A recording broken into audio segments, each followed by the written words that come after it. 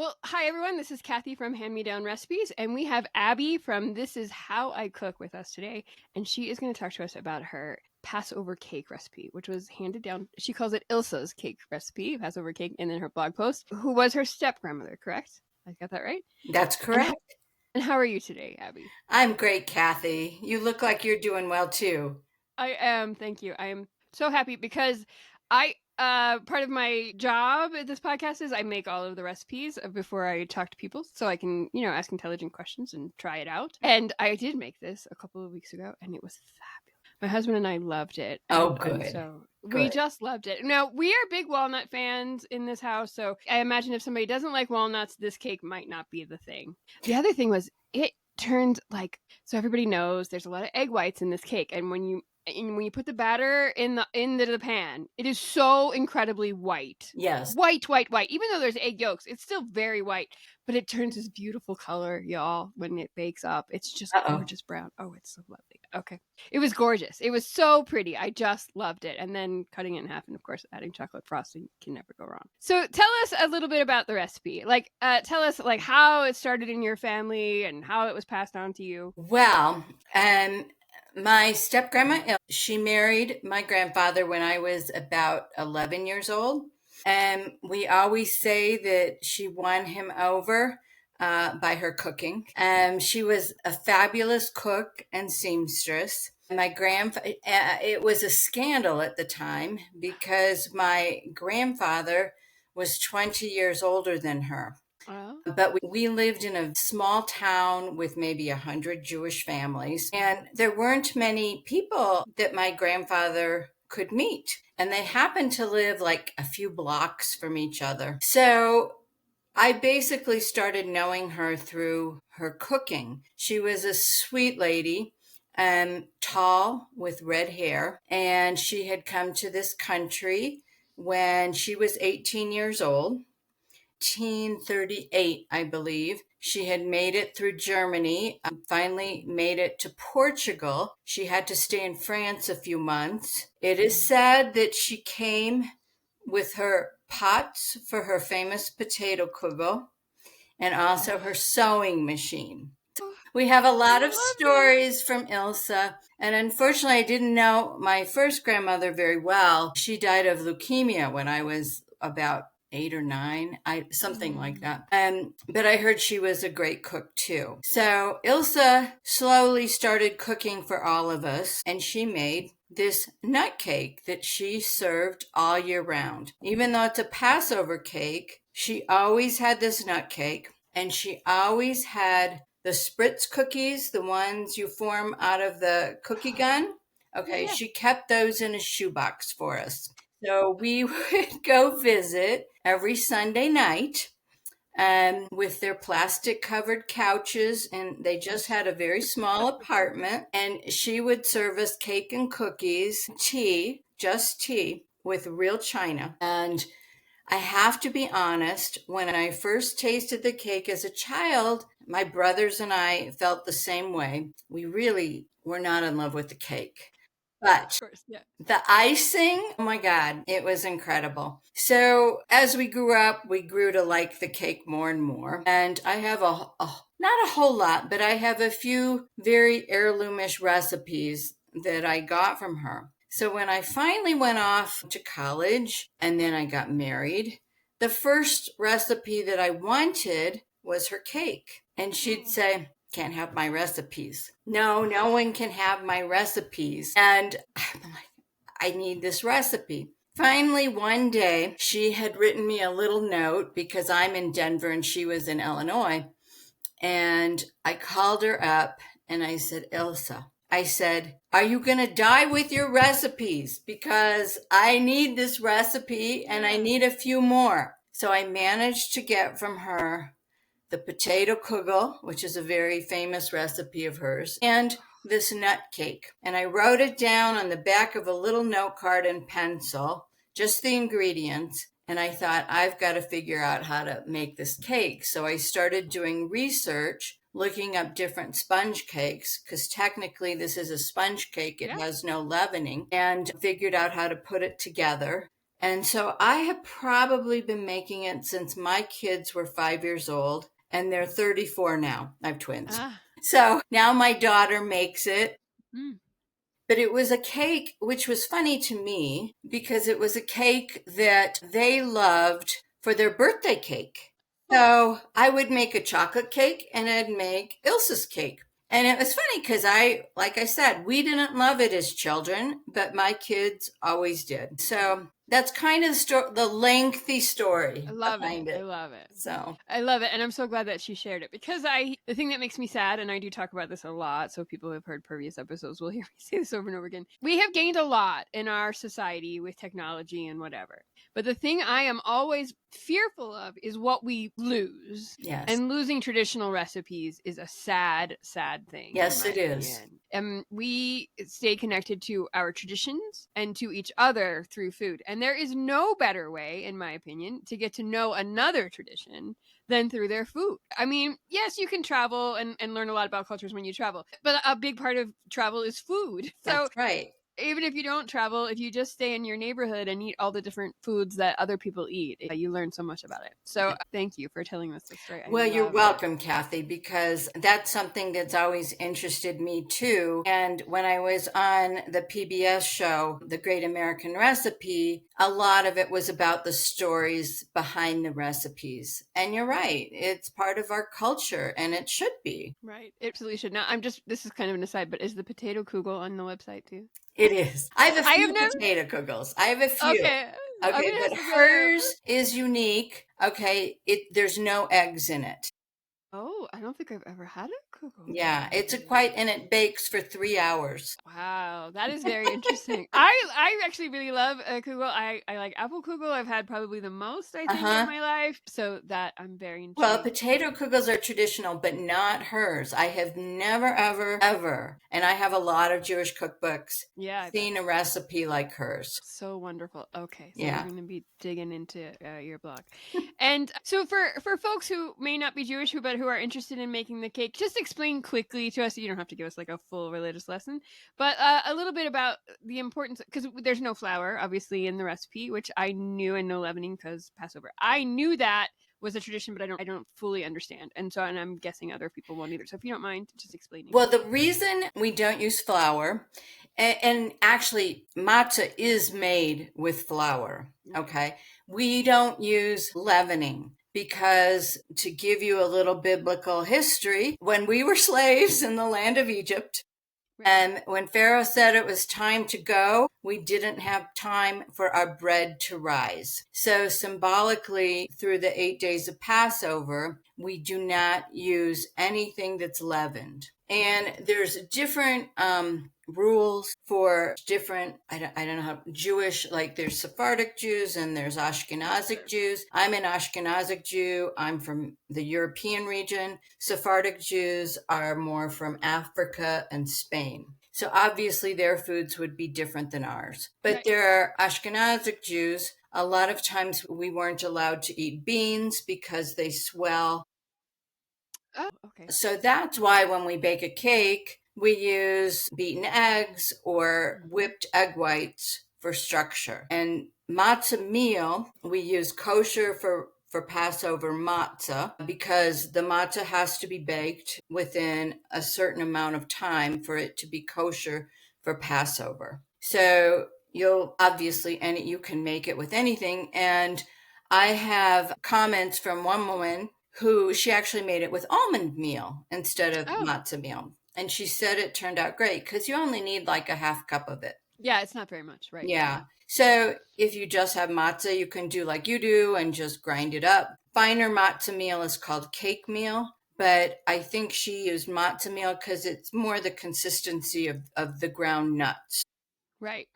Yeah. So basically you're just separating your eggs and your whites, putting a little bit of sugar into the eggs and the whites, adding the nuts to one part of the mixture, and then slowly whipping it together. Right. Yeah. And it's fabulous. And so I was telling Abby before we hit record that I live in a very small town in northwest Montana and could not find matzo meals. But I did find matzo crackers, and I was able to just grind those up in a blender until they were fine, until I figured they were, what matzo meal would feel like.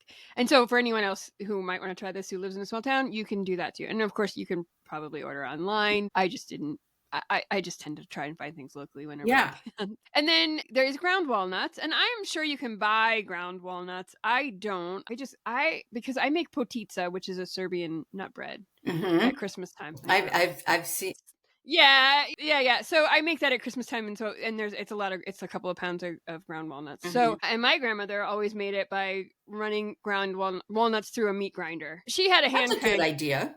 She had a hand crank one. But I have an attachment to my KitchenAid mixer, so it's a lot quicker. See, I use the food processor. Oh, do you? Okay, and that's how you grind yours with the steel blade. Yeah. You just have to be careful not to get it too oily. You don't want the nuts too oily.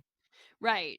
But I think about when she used to make this cake before we had easy attachments and, using an egg beater to whip everything and hand chopping the nuts. Yeah. It was a lot of work. It would have been a lot of work. And when you just said that about the egg whites, because obviously I use my KitchenAid mixer and it's very easy. Right. It takes no time at all, and certainly no arm strength. I mean, it takes a little bit of time, but it doesn't take that much time. Right. Certainly not as much time as it would take using a whisk in a bowl. And the arm strength to do that Ilsa had good arm strength. She was a swimmer. Good for her. She was. Had to be. I mean, that is some strength. Yeah. Y'all. I mean, because it's 8 eggs, right? Is it 8? 8 eggs. It's 8. So, and I know with the price of eggs, everybody's like, that's a lot of eggs for a dessert. But, Well, let me tell you, during Passover, we used to count how many eggs we used because there are so many recipes that require eggs. And I can tell you that we would go through 2 to 3 dozen eggs in one Passover Seder. A lot of eggs.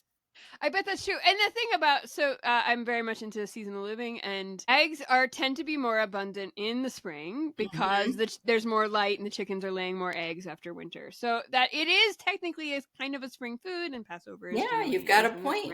Yeah. So, it makes a lot of sense from a, from the earth seasons kind of standpoint. Yeah. And one of the things about the recipe, I had made it in the springform pan, like your recipe had said, and then to slice it in half. And I'm going to tell everybody that I generally skip that because I am terrible at it. I'm just like, the layers are always, I never get it quite even. They always look really wonky. I will often cheat and just do it in 2 pans. Split it into 2. But I was like, no, I'm gonna try. And I did it, and it was fine. They still weren't perfect. They weren't perfect, but they were fine. I mean, they were more than fine. I took a picture and put it on Instagram recently, and I'm going to put it up there again because it was so good. And so I just want everybody to be brave and go for it. You can split it in half pretty easy. And as you know, the cake comes out of the pan looking pretty ugly anyway. I don't think it's ugly. You don't think it's ugly? I thought it was quite beautiful. Okay. It's a little lovely, but I thought it was beautiful. Okay, good. But, depending upon if you're a frosting lover or not, the truth is you really don't have to put it in the middle unless you want it. Right. You could just do it as a single layer, sure. Yeah, I mean, like I said, we love the frosting. Yeah, and I'm going to say I'm a frosting fan. So, yeah, that's one of my, I love a layer cake because of exactly. Frosting. Me too. Yeah, I'm sure there's people who are like, that's crazy. But, and I was curious, have you ever tried to do it as like cupcakes? Cupcakes? Yeah. No, but I will tell you that when I was on the Great American Recipe, they wanted me to make that cake. And I said, I'm really worried with the amount of time you're giving us that I won't be able to do it. Right. So I actually did it in small kind of souffle ramekins. Sure, yeah. Okay, and I think I got 6 of them out of that recipe. So then I had to cool them quickly. I put them in the refrigerator, turned them out onto the plate, and I did split them in half, but our judges didn't like frosting. I don't know how that could possibly have mattered, but they were not in love with the frosting. And so I guess maybe for a smaller little cake, you Right. may want to not split them and just do Right. the outsides. Sure, and that would make sense too. You could absolutely. Yeah. And I was curious, because you had mentioned that it falls. It might fall a little bit, which Hmm. is typical of any kind of cake where you beat the egg whites, like any Right. sort of like angel food or chiffon Hmm. kind of cake. Have you tried doing it like in an angel food cake pan and turning it upside down I've so it doesn't never fall? done that. Yeah, I I've thought never about done it. that. You'll have to let me know. Yeah. Now I'm gonna be honest, it does not fall that much. It's not super dramatic, or Right. at least it wasn't for me. I mean, it wasn't like, I mean, it fell a little bit, but Hmm. not enough that I was like concerned about it. But then when I was reading through your recipe and you said ahead of time, you say it falls. Hmm. I was like, oh, I wonder if I should just do it in an angel food cake pan because I do You have also one. have to be careful. It can overbake and then it Right. becomes dry. Right. So you I still could see want that. it on the moisture side. Right. And then that might slide right out of the pan It's if you turn true. it upside down. Yeah. That might not be so good. Okay, well, hey, I'm all for experimentation. So if anyone else has tried it, let me know. I'm interested in that. And you said that you make this for birthdays, and I mean not just for Passover, but and did Ilsa, your step grandmother, did she make it only for Passover or all the time? All I'm year sorry, I think you round. mentioned all year round. I can Yeah, hardly remember going over there without that cake being there. right. Yeah. So good. Right. And yeah, you do need walnuts, as I said, and they can also be a pricey ingredient, but I just feel like really good nuts. You had mentioned someone tried almond meal instead of the matzo, but not like other nuts instead of the walnuts. I'm trying to remember. The comment would be on the blog. Sure. She may have tried it with ground almonds, Right. and it does require almond extract. Right. So it's possible. I think hazelnuts would be wonderful, Oh, ground I love hazelnuts. hazelnuts. Yeah, Yeah, I love yeah. hazelnuts. And I Yeah. haven't tried it with pecans. You know what? Sometimes when you have a good thing, you just stick with it. Why mess with it? Right. And that's part of a tradition too, right? Like you just make it the way she She made it, did and it. that's that. Yeah, yeah. Right, and I absolutely understand, and I did make it exactly like she does, and I had said I'm sure it's not as good as Hmm. hers, like because you just know, like I just know certain recipes that my grandmother made, I do not make as well as she did, and Well, I don't really everyone know if, says they're never the same, right? and I said that to another girlfriend once, and she's like, I don't really know that it tastes different. I think it's just the memory. Yeah. In your memory, you're Well, remembering I have to her. tell you this funny story though. Yeah.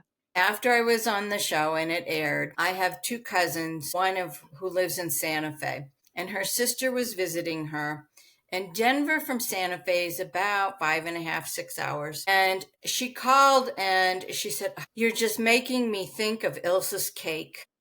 And she said, "I miss that cake so much." And jokingly, I said, "If you come up and see me in Denver, I'll bake you the cake." Oh An yeah. hour later, I get a phone call from my cousin Cindy. She says, "We're going to drive up in the morning." She said, "We can only stay up 24 hours." She said, "We need the cake." So sure Oh. enough, she got there and she's like, "This is just like Ilsa's cake." So Yeah. then I had another girlfriend who was maid of honor at my wedding who lives in Albuquerque. And she said, "I really want to try that cake." She said, "Tell your cousin Cindy I will meet her somewhere Ah. if I can get a piece of that cake." So this was now a year and a half ago and kind of funny, but yeah, I guess people will do anything to have a memory, right? They will, and there is very few things that will connect us to the good memories of our life than food. I honestly, I truly agree with you. believe that. I just feel like my maternal grandmother made really great halushki, which is cabbage and noodles, essentially with butter and onions and lots of butter. It's really good. But she just something about that. I mean, there's nothing super special about it, right? It's just very simple ingredients, but something about the way she made it is just, even when I make it to this day, I'm reminded of her. And same Yeah. with plenty of my other recipes that my other grandmothers made. So I'm very connected to that. And we should all have those memories. And if Yes, you we don't, should. if you don't have those memories, like I feel like if you don't have them, then start making them Yeah. for yourself and for whoever else is in your family. And it doesn't even have to be, people in your house. It can be, friends. I was mentioning earlier that I make the potitza, and I make that at Christmas time because that's when my grandmother made it. And I think that's just probably most families made it then. And I make tons of loaves, Yeah. like 20 loaves. Good for you. Wow. Every December. My father would have loved that. Yeah, so I make it ahead of time. I make so many loaves. You can make 6 in a batch. So I make 6 loaves at a time, and I freeze it. Yeah. And then I give it to everybody. And you know what? Everybody expects it. They remember. The neighbors expect it. People I've worked with expect it. Everybody expects it. And that is a wonderful thing. Like, if I leave nothing else in this world, that's fine. I left people with really good food. Right. And what a wonderful thing, Ilsa. Oh, bless her heart. And do you have any real tips or tricks that people should know for making the recipe? You mentioned using the food processor and that kind of thing, which is a great tip for grinding the nuts, because doing it by hand would take forever. I use the food processor. I use a mixer to beat the egg whites. So even though the cake is really fairly quick to make, you do have to use a few utensils if you want to make it easier on yourself. Other than that, a good rubber spatula. Yeah. And the springform pan, I line it with parchment on the bottom and on the sides. And you don't have, I just think it makes it a lot easier. No, it's a pretty easy cake in my mind, as long as people aren't afraid of whipping egg whites and chopping nuts. Right.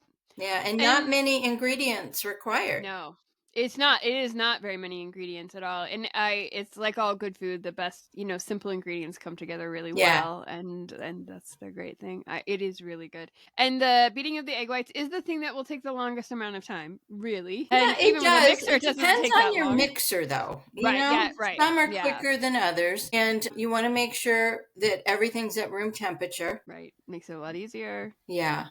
Right. And that's something. So when you're baking, everyone, if you don't already know this, you do. When you can bring things to room temperature. So you do have to plan ahead. This is not, it doesn't take that long for things to come to room temperature, but you do have to let them. But I learned a new trick, and that is, if your eggs are cold, all you have to do is put them in the sink in warm water, wait about 5 minutes, and more than likely you have room temperature eggs.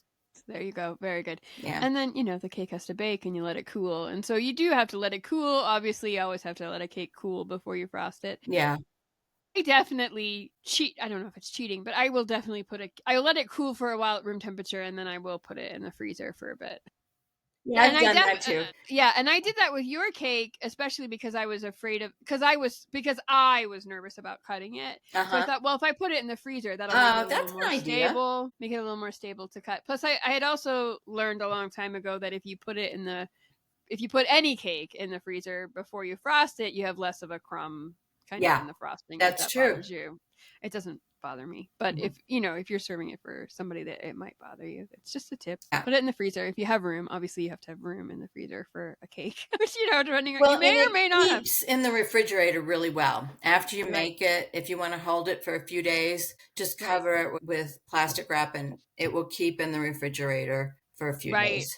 Yeah. And now we are a household of 2, so making a layer cake, if I'm not having company or anything, it's obviously going to last us a couple of days. And we froze it. So we freeze it? Oh, we did freeze it. And it froze extremely well. So we ate a couple of pieces fresh, obviously. And then I was worried that we wouldn't get through it before, before it started to get bad or stale. So what we did was I just sliced it and put it in freezer bags, and then we would have a slice now and then. I would suggest, though, serving it at room temperature. Oh, yeah. I would absolutely not serve it frozen. Well, some cakes are good really cold. Yeah.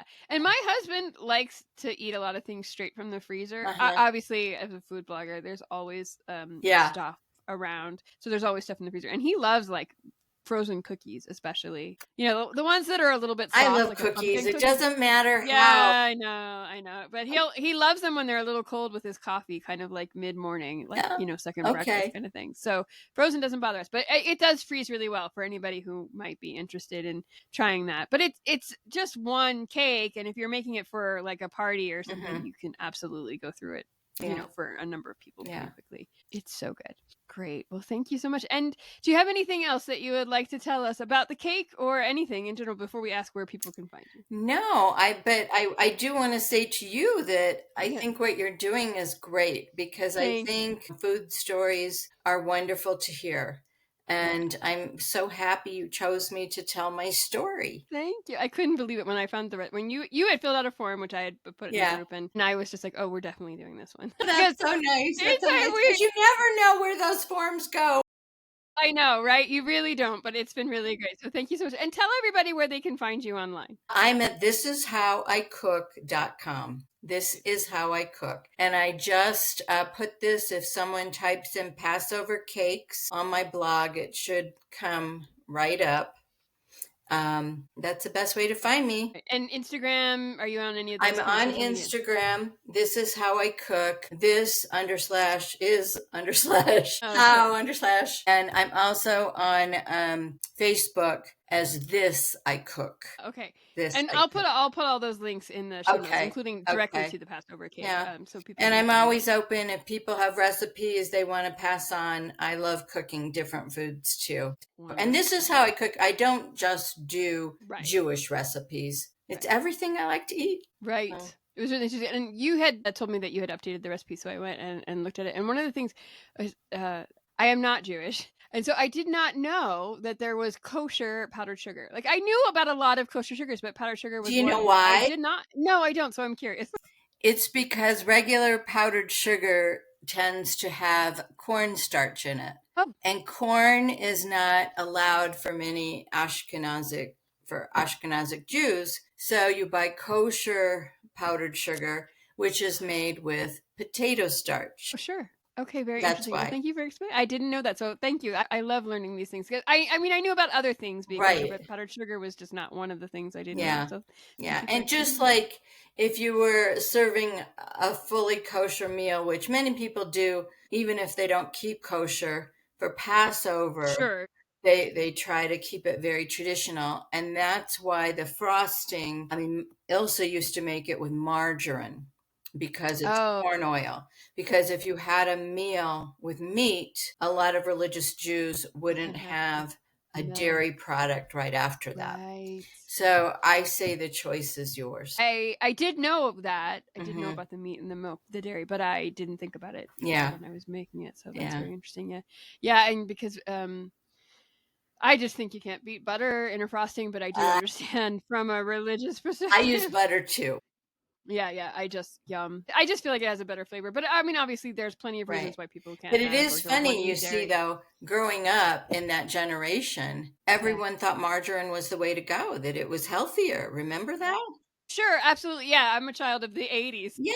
So, Well, I'm a little absolutely. older than you, Yeah, yeah, but yeah, yeah. I mean, my mother only kept margarine, and it was not Oh, yeah. because we kept kosher in our house, because we didn't. It's Right. just margarine was supposed to be the way Be to go. healthier. Yeah, absolutely. Yeah, Yeah. that was a time. Yeah. Like, that was a I time. know.